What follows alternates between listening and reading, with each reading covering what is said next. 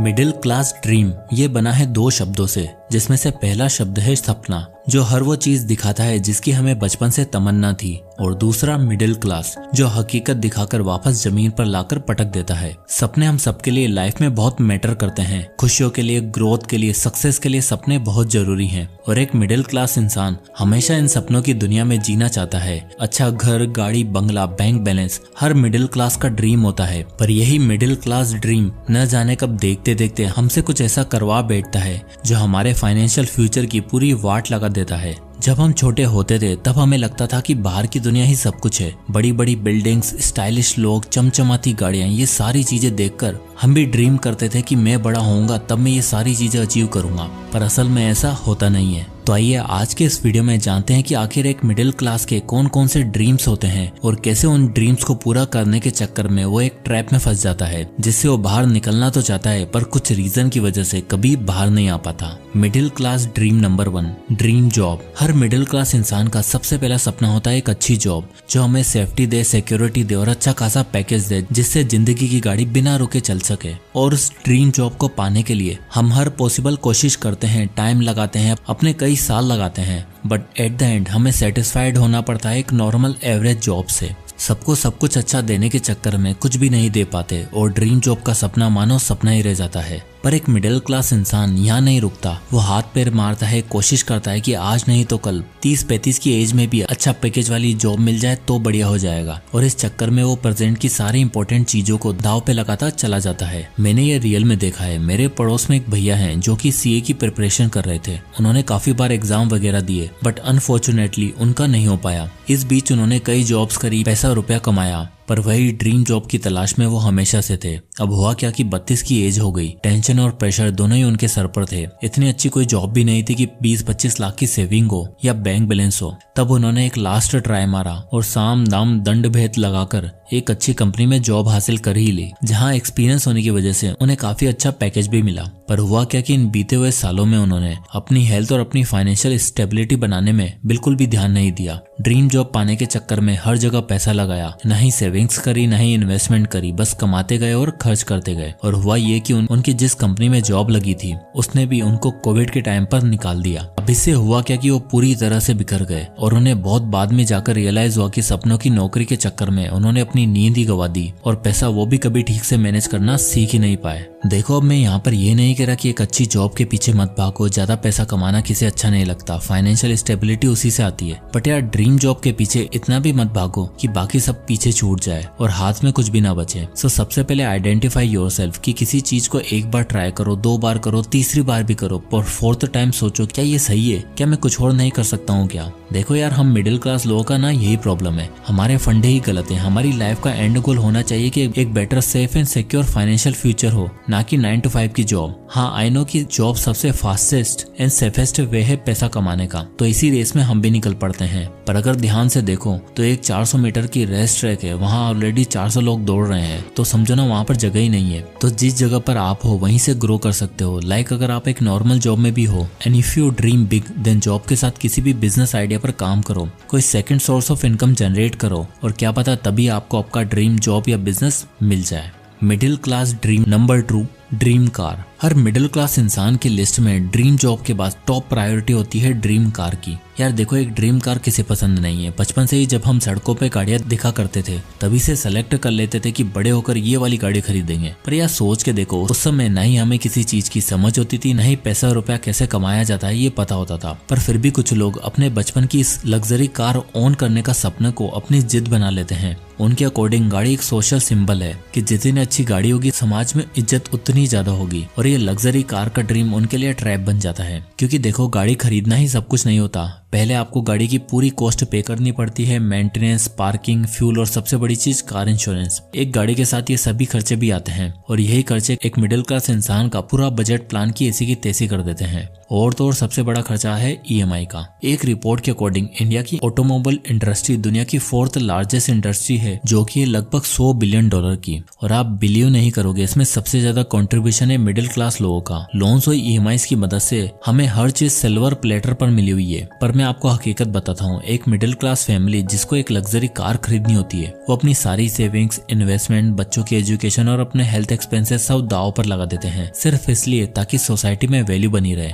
इनके पास health insurance नहीं होगा पर गाड़ी का इंश्योरेंस जरूर होगा। सो अपनी ड्रीम कार खरीदने से पहले अपने स्टेटस को चेक करो, EMIs का मंथली अमाउंट कैलकुलेट करके डिसीजन लो। और तो और लग्जरी कार खरीदने से बेटर एक नॉर्मल कार जो आपकी नीड्स को पूरी कर सके, उसे लो। वॉरेन बफेट, बिल गेट्स, इन सभी के पास अपने करियर की शुरुआत में सेकेंड हैंड कार्स थी। Middle class dream number 3, dream house. अगला और हर मिडिल क्लास का सबसे बड़ा सपना, सपनों का आशियाना यानी ड्रीम हाउस। अब होता क्या है ना कि एक मिडिल क्लास फैमिली हमेशा से ही टाइट बजट, लिमिटेड एक्सपेंसेस और स्टेबल लाइफ जीती है, और अपने आने वाली जनरेशन से वो उम्मीद लगाते हैं कि हमारे सपने ये पूरा करेंगे या करेगी। और हम भी कहीं ना कहीं इसे अपनी रेस्पॉन्सिबिलिटी मानते हुए काम करते हैं और अपने घर का सपना पूरा करने की कोशिश करते हैं। पर मोस्टली केसेस में ऐसा होता नहीं है, और अगर वो ड्रीम हाउस अचीव कर भी लेते हैं तो अपने फाइनेंशियल फ्यूचर को पूरी तरीके से दांव पर लगा बैठते हैं। कैसे? आओ एक एग्जांपल की थ्रू समझाता हूँ। तो मिस्टर एंड मिसेस सिंह एक मिडिल क्लास फैमिली से बिलोंग करते हैं। अब दोनों ने काफी साल कॉर्पोरेट्स में काम किया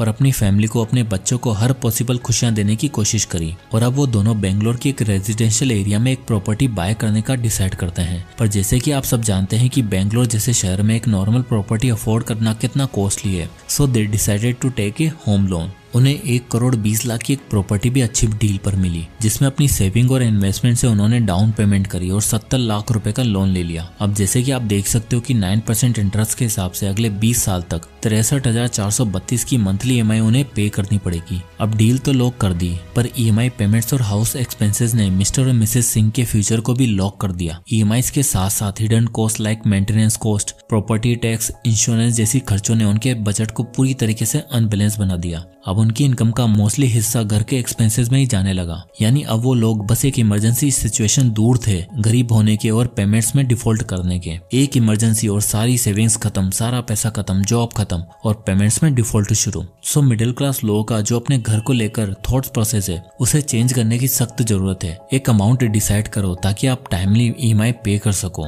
हमें ये पता होना चाहिए कि अगले 20-25 सालों तक हम वो लोन पे कर पाएंगे या फिर नहीं, क्योंकि ऐसा ना हो कि आप तो वो लोन चुका ना पाए और उस चीज की जिम्मेदारी अपने बच्चों पर सौंप दो, जो आपके बच्चों के लिए कहीं नाइटमेयर ना बन जाए। प्लानिंग और प्रॉपर फंड के साथ ही बाई किया हुआ हाउस ही ड्रीम हाउस होता है, जो आपको हैप्पी ड्रीम्स दे, ना कि nightmares.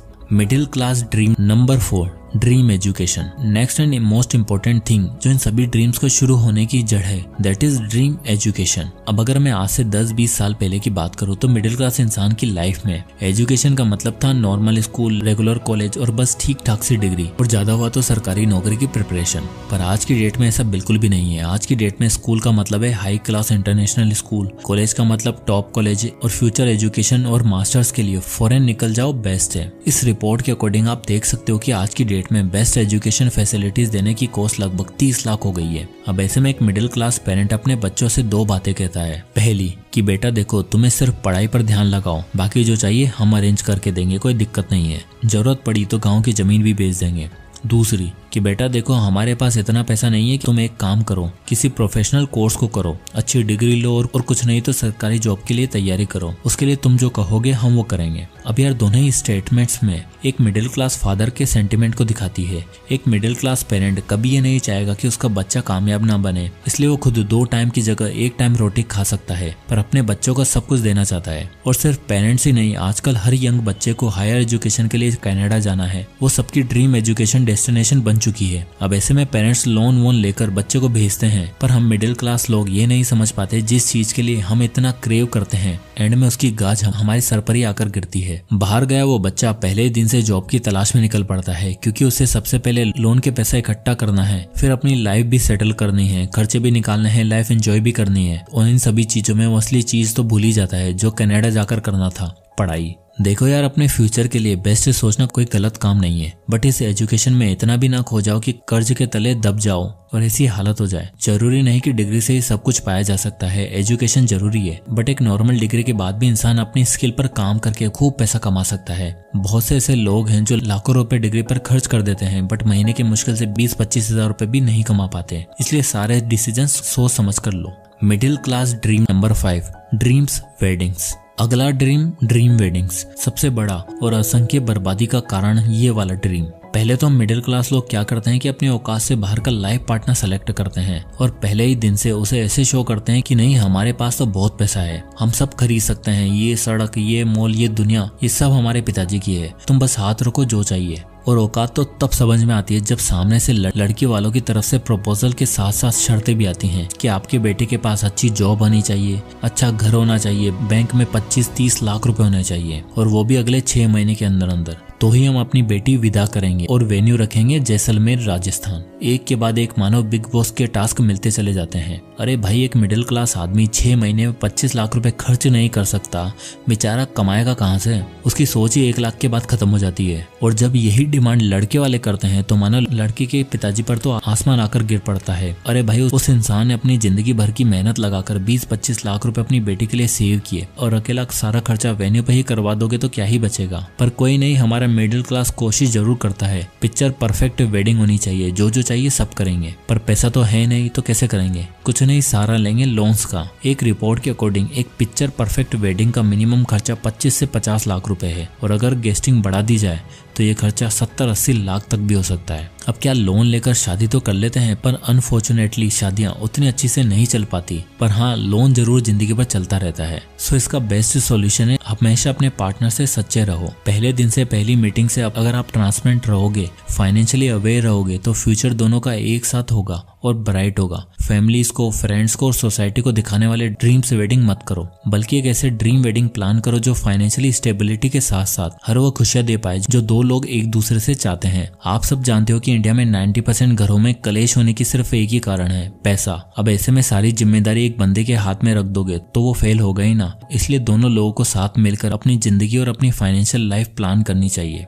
Middle class dream number 6, dream lifestyle. At last her middle class इंसान का ड्रीम होता है ड्रीम लाइफस्टाइल जीना। सुबह उठते ही पैरों के नीचे चप्पल आ जाए, सिल्क रोब पहनकर बाहर निकलो तो जूस और ब्रेकफास्ट रेडी हो, इंपोर्टेड वॉचेज और शूज के कलेक्शन में से एक पहनकर 3 पीसेस सूट में बाहर निकलो तो गाड़ी हाजी रोड रास्ते में चलते हुए सब मुड़ मुड़ कर देखें। बस एक मिडिल क्लास का यही सपना होता है ना। सब अपने आप को शाहरुख खान की जगह एक न एक बार तो इमेजिन करते ही हैं और वही ड्रीम लाइफस्टाइल अचीव करने में लग जाते हैं। मैंने ये बात बार बार कही है कि एक मिडिल क्लास आदमी जो है वो सोच से तो रिच होता है पर जेब से पुअर क्लास। और अपनी उस सोच तक पहुंचने के लिए, वो ड्रीम लाइफस्टाइल अचीव करने के लिए हर मिडिल क्लास इम्पल्स बाइंग का शिकार बन जाता है। हर समय सोसाइटी के ट्रेंड्स फॉलो करने में लग जाता है। मार्केट में कौन सा नया फोन आया है, कौन सी नई मूवी लगी है, कौन से शूज का ब्रांड आया है, कहाँ कैफे या बार्स खुले हैं, कहाँ लेट नाइट पार्टीज होती हैं, इन सब का उसे पता है। iPhone 14, iPhone 15, इन्हें सारे ब्रांड चाहिए होते हैं। लग्जरी वॉचेस, शूज और क्लॉथ्स में तो इंडिया यूथ का कोई जवाब ही नहीं है। पर आखिर ये सब खरीदते कैसे हैं? इनके पास पैसा कहाँ से आता है? दरअसल पैसा तो नहीं है, पर ख्वाहिशें और सपने जरूर हैं। इसलिए शॉर्ट टर्म लोन, पोस्टपेड और EMI का सहारा लेकर सारा सामान खरीदते हैं। ट्रेंड्स की तो ऐसी भूख है सबके अंदर कि मानो ट्रेंड्स नहीं फॉलो किया तो लोग इज्जत नहीं करेंगे, कोई भाव नहीं देगा। देखो यार, ये ड्रीम लाइफस्टाइल का ख्वाब हम मिडिल क्लास लोग तभी अचीव कर सकते हैं जब हम अपने फाइनेंस को लेकर फ्री हों, फैमिली का फ्यूचर सिक्योर हो, बच्चों की अच्छी एजुकेशन के लिए फंड्स हो, इमरजेंसी सिचुएशन के लिए पैसा हो और फैमिली की सभी जरूरतों को पूरा कर पाएं। तभी हम अपने लिए और अपनी फैमिली के लिए एक बेटर फाइनेंशियल फ्यूचर दे पाएंगे और वही हमारी एक ड्रीम लाइफ होगी। जय हिंद।